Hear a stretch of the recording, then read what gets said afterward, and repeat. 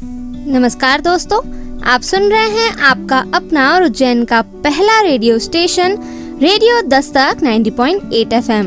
दोस्तों, हाजिर हैं हम आप सभी के लिए लेकर हमारा ये खास कार्यक्रम जिसका नाम है एक हस्ती से मुलाकात। जी हाँ दोस्तों, जैसा कि आप सभी जानते ही हैं, कार्यक्रम एक हस्ती से मुलाकात में हम करवाते हैं आपकी मुलाकात एक ऐसी खास शख्सियत से जिसने अपने जीवन में कोई मुकाम हासिल किया है, अपनी कड़ी मेहनत से उपलब्धियां पाई हैं।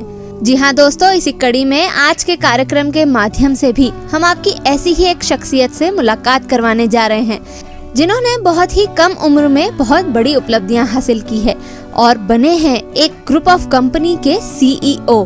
जी हाँ दोस्तों, आज हमारे साथ उपस्थित होंगे बीकन ग्रुप ऑफ कंपनीज के CEO चिराग जोशी जी और हम जानेंगे उनसे उनकी कंपनी और उनके बारे में बहुत सारी अच्छी बातें। और दोस्तों, हमें पूरी उम्मीद है हमारा ये आज का खास कार्यक्रम सुनकर आपको भी उनसे बहुत प्रेरणा मिलेगी और अपने जीवन में कुछ हासिल करने का जुनून क्या होता है ये भी आप समझ पाएंगे। तो आइए दोस्तों, सुनते हैं हमारा खास कार्यक्रम एक हस्ती से मुलाकात, जिसमें CEO चिराग जोशी जी से बातचीत करेंगे RJ आर्यन। तो सुनते रहिए आपका अपना रेडियो दस्तक 90.8 FM। सुनेगा उज्जैन, बढ़ेगा उज्जैन। ये रेडियो दस्तक का प्रसारण है FM बैंड 90.8 मेगाहर्ट्ज पर, मालवा का अपना पहला कम्युनिटी रेडियो। रेडियो दस्तक बोलता है मन की बोली। रेडियो दस्तक 90.8 FM पर आप आर्यन के साथ हैं और आज हमारे साथ में जो शख्स मौजूद हैं उनके बारे में तो मैं बताऊंगा ही बताऊंगा, उनकी कंपनी के बारे में भी मैं आपको बताऊंगा। पर मैं आपको एक चीज बताता हूँ कि हम लोग ना सपने बड़े देखते हैं और हम चाहते हैं कि उनको पूरा करें, पर ये ऐसी कहावतें कहूँ या ऐसा कहना सुनना हमने ना जाने कितने लोगों के मुंह से सुना होगा कि जब तक जिंदगी में अपनी मंजिल तक पहुंचते हैं, जब तक घुटने जवाब दे चुके होते हैं, फिर कहाँ जा पाएंगे, फिर मंजिल का मजा नहीं रहता। इसलिए समय रहते अगर आपने कुछ बहुत बड़ा अचीव कर लिया तो वो बहुत ही लाजवाब होता है और कुछ ऐसा ही लाजवाब अचीव किया है बीकन ग्रुप ऑफ कंपनी के CEO मिस्टर चिराग जोशी ने। और ये बड़ा ही सौभाग्य कहूंगा कि हमारे साथ में ये मौजूद हैं। एक तो खुद ही इतने मोटिवेशनल हैं, मतलब इनके बारे में जब आप जानेंगे तो आपको मोटिवेशन मिलेगा, आपकी और हमारी एज के ही हैं। उसके बाद इतनी बड़ी कंपनी के CEO हैं, कंपनी बहुत अच्छा कर रही है। सबसे पहले मिस्टर चिराग जोशी जी, आपका स्वागत है। जी नमस्कार। मैं कंपनी के बारे में जानूं, प्रोडक्ट के बारे में जानूं, सारी चीजें जानूं, उससे पहले ये बताएं, ये इतनी कम उम्र के साथ में एक कंपनी का CEO बन जाना कैसा फील होता है? ये एक बहुत बड़ी रिस्पॉन्सिबिलिटी है। कंपनी का CEO बनना एक बहुत बड़ी रिस्पॉन्सिबिलिटी इसलिए है क्योंकि हमारे साथ 800 से 900 लोग जुड़े होते हैं। राइट। और वही मोटिवेशन मेरे को वो 800-900 लोग से आता है डेली कि कुछ नया करे, कंपनी को और बड़ा करे और कंपनी के जो विजन है कि कंट्री के लिए कुछ करे। It's not only about profit कि हम सिर्फ प्रॉफिट कमाए, वो एक पार्ट है कंपनी का।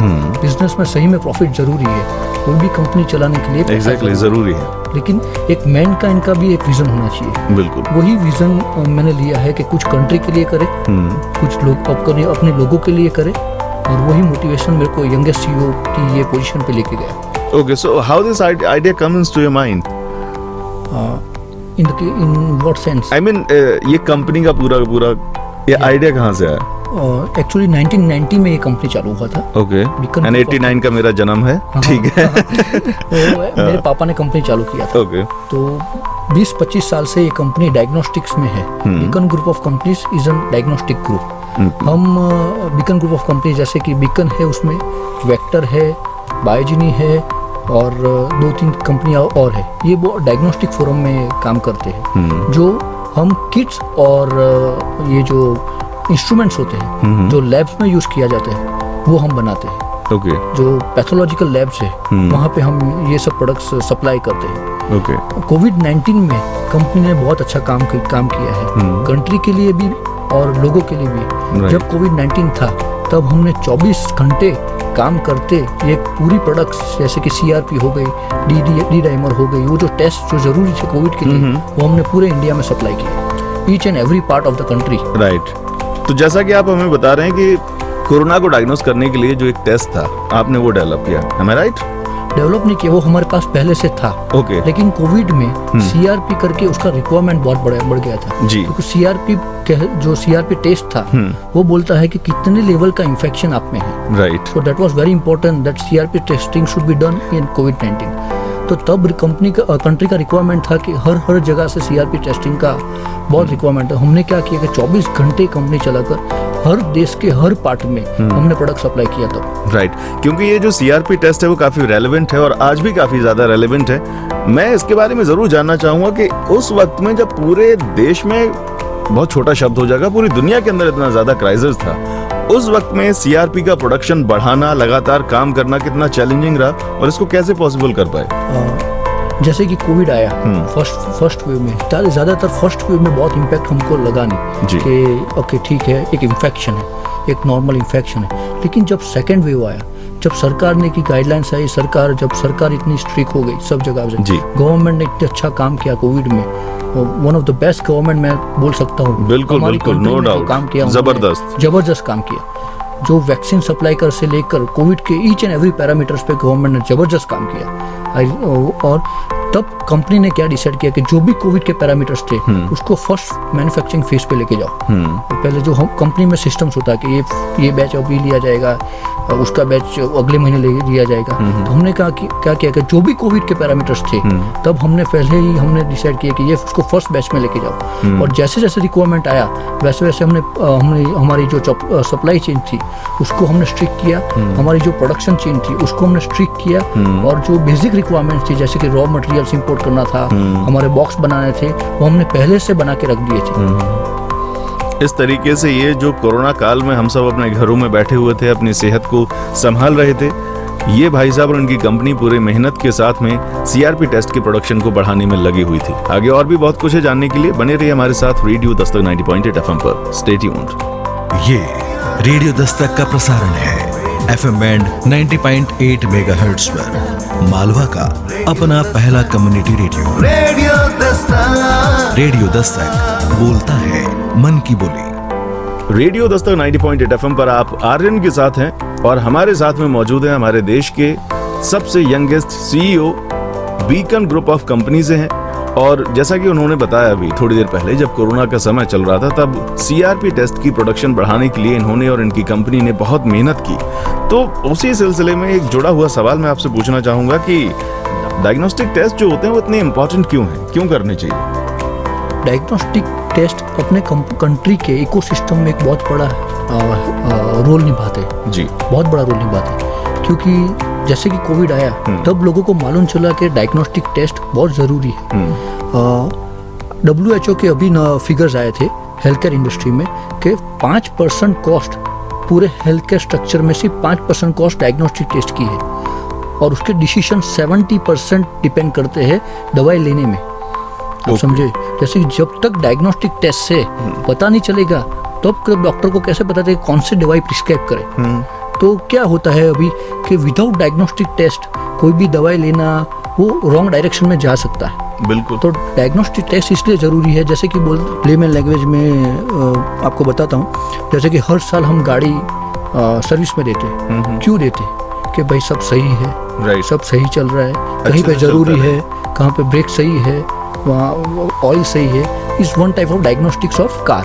तो ये डायग्नोस्टिक्स हमारी बॉडी के लिए, तो सबको लगता है महंगा है, ऐसा कुछ नहीं है। पूरे इंफ्रास्ट्रक्चर हेल्थ केयर इंफ्रास्ट्रक्चर में सिर्फ 5% कॉस्ट है डायग्नोस्टिक्स की। इसलिए वो जरूरी है कि हर साल एक बार बॉडी चेकअप करवाओगे तो आपकी कोई बीमारी आ रही है या कोई बीमारी आ चुकी है उस पर राइट टाइम पे प्रिस्क्रिप्शन हो जाएगा। जैसे कि आप कुछ हो गया, चाहे हम किसी को कुछ ना हो लेकिन कुछ हो गया, तो वो 3-4 साल के बाद पता चला, तब डॉक्टर को पता चलता है कि ये बहुत लंबा समय हो गया, उसकी अभी पॉसिबिलिटी कम है ठीक होने में। लेकिन रेगुलर डायग्नोस्टिक टेस्टिंग करवाने से एक चीज मालूम चल पड़ जाती कि कुछ छोटा सा चीज है तो उसकी तुरंत दवाई हो जाएगी, तुरंत डायग्नोस्टिक टेस्ट से पता चल जाएगा ये चीज में ये डायरेक्शन में जाना है, तो उसकी हेल्थ ठीक करने के लिए तुरंत ही डॉक्टर एक्शन लेंगे, इसलिए वो जरूरी है। तो फिर पता चला कि 5 साल के बाद हॉस्पिटल के बहुत बड़े बड़े बिल आए, लेकिन टाइम चला गया। राइट। तो आपके हिसाब से कितने समय में ये टेस्ट करवाते रहना चाहिए इंसान को? मैं मानता हूँ diagnostic test depends on income of the person. सही बात है कि लोगों को खाना और एक अच्छी लाइफस्टाइल ज़रूरी है पहले, राइट, ठीक है। तो एक अच्छी इनकम जिसकी है, ऐसे मिडिल क्लास ऑफ पीपल, साल या 2 साल में एक बार पूरी चेकअप करवानी चाहिए बॉडी के लिए, बहुत अच्छी तरह। और ज़्यादातर मैं ऐसा सजेस्ट करूँगा 35+ और 60+ दोनों का अलग अलग पैनल्स होते हैं, तो 35+ के लोगों को भी करवाना चाहिए और 60+ के तो रेगुलर करवाना चाहिए, राइट। तो साल में एक बार is the right time for diagnostic testing for पूरा checkup of the body. Right, आप डायग्नोस्टिक टेस्ट जरूर करवाएं, जिससे कि जो आगे आकर परेशानी आने वाली है उससे आप पहले से ही अवगत हो जाएं और अपनी सेहत का ख्याल रख पाएं।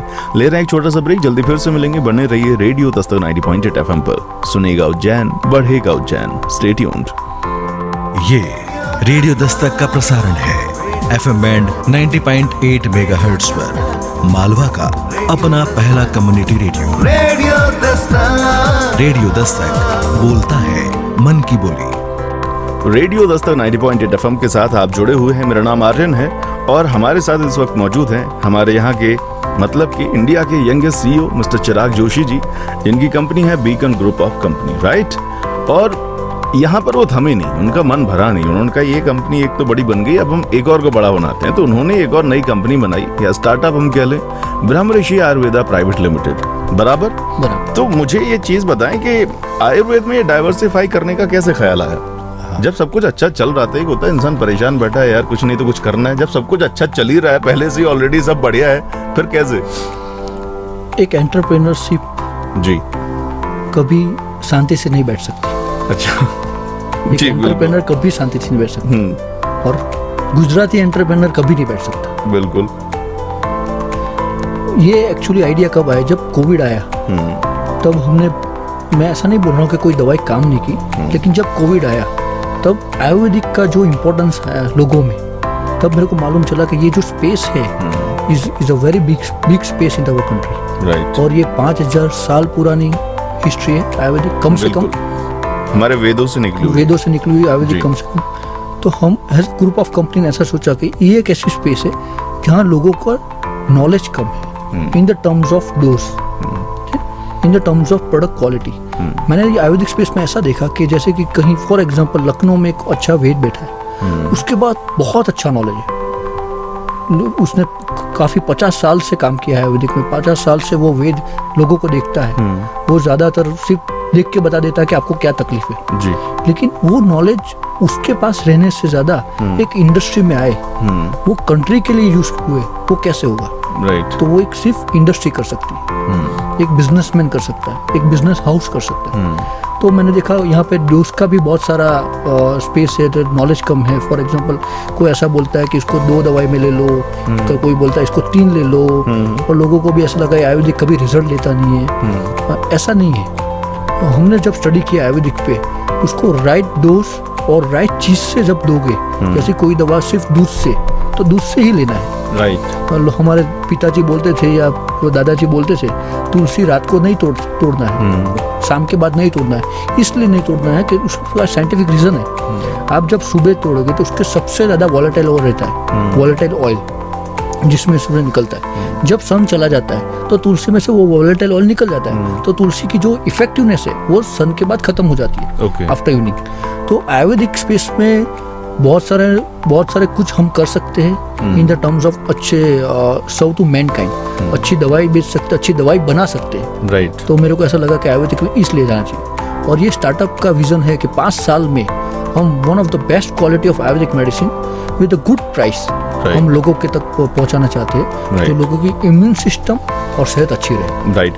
विजन आपका बहुत ही अच्छा है, पर वही है कि जब भी हमें कोई प्लान बनाते हैं, उसका एक खाका तैयार करते हैं, हम वहां तक पहुंचना चाहते हैं, तो हम कितनी लोगों को टारगेट करके चल रहे हैं और क्या क्या चीजें हैं जो कि अपनी कंपनी के अंदर और ज्यादा इनोवेट कर रहे हैं, जिससे कि हम उस टारगेट को अचीव कर पाए, लोगों के पास ज्यादा पहुंच सके। करेक्ट। आयुर्वेदिक में लोग ऐसा बोलते हैं कि भस्म और गोल्ड ऐसा यूज करने किडनी पे असर आता है, राइट। किडनी से बिगड़ जाती है। तो हमने सबसे पहले वो काम किया है कि हमारी जो प्रोडक्ट क्वालिटी है और प्रोडक्ट जो फॉर्मुलेशन है वो हेवी मेटल्स और टॉक्सिक भस्म के बाहर रखा है। हमने वो चीज यूज नहीं की हमारी प्रोडक्ट में। तो तो पहला ही वो साइड इफेक्ट जो किडनी वाला है, जो डॉक्टर्स के माइंड में है, जो बड़े बड़े डॉक्टर्स जानते हैं कि आयुर्वेदिक दवा लेने से किडनी पे असर आता है, वो टॉक्सिक भस्म और हेवी मेटल्स निकालने से कहीं और चीज़ यूज़ की है हमने, वो इतनी ही इफेक्टिव है। तो हमने वो पहले हमारे मेडिकल फॉर्मुलेशन से निकाल दी, ठीक है। और वो ये जो प्रोडक्ट है वो हम कैप्लेट फॉर्म में लेके आए। आप जब देखोगे तब हम जब पुराने 50 साल पहले बात करें तो कोई आयुर्वेदिक वेद है वो हमको आयुर्वेदिक पाउडर देते थे, जैसे वो बड़ी बड़ी क्वांटिटी चूर्ण बना बड़ी बड़ी क्वांटिटी में। अब जब आपको देते हैं तब लोग इतना सारा दवाई पीना है, तो एक ह्यूमन मेंटालिटी ऐसा है कि इतनी सारी दवाई मैं नहीं पी सकता, इससे अच्छा छोटी सी गोली ले लूंगा मैं अच्छा हो जाऊंगा। Exactly. इसलिए हमने वही डोज कैप्लेट फॉर्मेट में लेके आए। वो जो कैप्लेट फॉर्मेट ऐसा है कि वही पाउडर को हमने एक्सट्रैक्ट में क्रश करके छोटी सी कैप्लेट बनाई, वो एक आप सुबह लो और एक शाम को लो, एज पर डॉक्टर प्रिस्क्रिप्शन, वो वही इफेक्टिवनेस पे काम करेगी। That is our innovation. वैसे ही हम और 10 प्रोडक्ट ला रहे हैं नेक्स्ट ईयर, वो अलग अलग डिवीजन में काम करेगी ऑफ द बॉडी। राइट, यही एक तरीका होता है जब आप अपनी कंपनी को आगे बढ़ाना चाहते हैं या खुद को आगे बढ़ना चाहते हैं या पूरे समाज को, नेशन को आगे बढ़ाना चाहते हैं, कि आपको इनोवेशंस करते रहना चाहूंगी।